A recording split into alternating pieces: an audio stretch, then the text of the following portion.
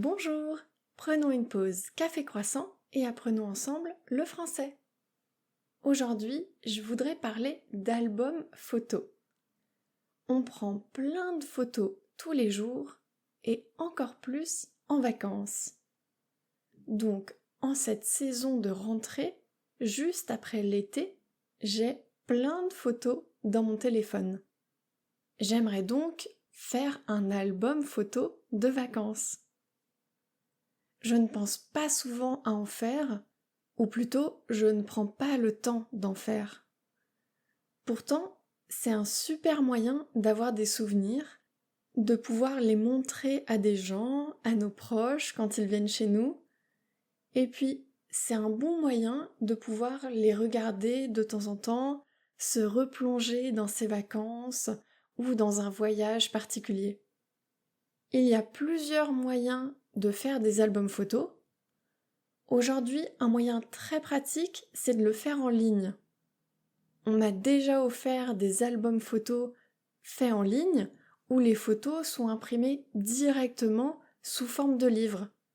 Elles sont mises en page, il y a des petits textes, c'est vraiment joli et c'est très propre, impeccable.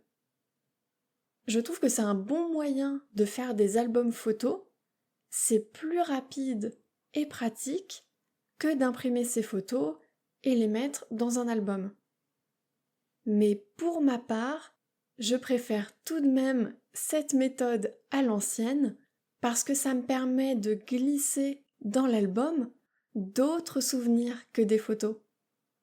Par exemple, j'ai tendance à ramener de vacances des cartes postales, des cartes de visite, des plans de musée, des tickets d'entrée d'attraction, etc. Plein de petits souvenirs. Donc le fait de pouvoir les coller dans l'album, il y a ce côté scrapbooking où on personnalise complètement les pages de l'album et ça j'aime beaucoup. L'inconvénient, c'est que ça demande du temps pour faire ce type d'album. C'est plus long que de faire son album en ligne et de le recevoir imprimé. D'ailleurs, cet été, pendant mes vacances, j'ai pris des photos avec mon appareil photo et pas uniquement mon smartphone. Donc, je vais devoir passer un peu de temps à trier et traiter mes photos.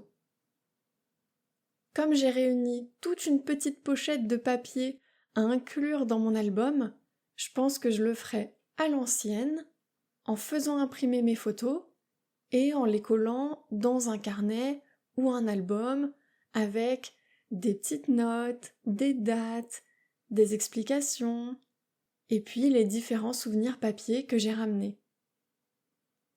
Et vous, est-ce que vous faites des albums photos de vos vacances ou de vos photos du quotidien? Dites-le nous sur Threads, on a fait un post sur le sujet.